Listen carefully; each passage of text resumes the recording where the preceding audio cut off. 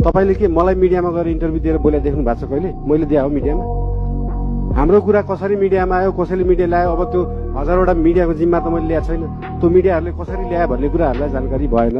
कसले यहाँको कुरा लिक गर्छ, कसैले पठाउँछ, त्यो मेरो जिम्मेवारीको विषय भएन।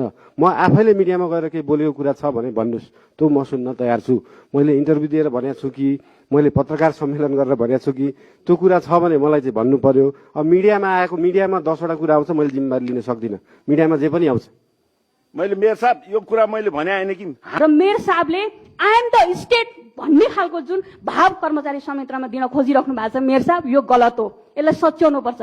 सिङ्गो प्रशासन कमजोर होइन, सुन्न पनि पर्यो मेयर एउटै साहब। कुरा दोहोरिन्छ त सर, मेयर साहब दोहोरिन्छ त। बैठक भनेको दोहोरिने हो, छलफल गर्ने हो, यहाँ निचोड निकाल्ने हो। गरेर बस्ने होइन नि त। होइन बसिन्छ सर, किनभने मेयर साहब किनभने हामी छलफल गर्ने थलो हो। यहाँ एउटा कुरा एकचोटि मात्रै 10 चोटि पनि दोहोरिन सक्छ। एउटै कुरा दोहोऱ्याउँदाखेरि 10 चोटि सबैको पनि टाइम दोहोरिन दिनु पर्यो नि सक्छ। त। होइन हामी सबैले बोलिसकेर मैले अन्तिममा बोले। मैले कुनै कार्यपालिका सदस्यहरूको बढ्ता समय मैले लिएको छुइनँ, तसर्थ मैले मेरो विषय टुङ्ग्याए पनि यस्ता निर्णय गर्दाखेरि मेयर साहबले ख्याल गर्नुपर्छ होला भन्ने सुझाव मात्रै हो। कालो पत्रे गाडी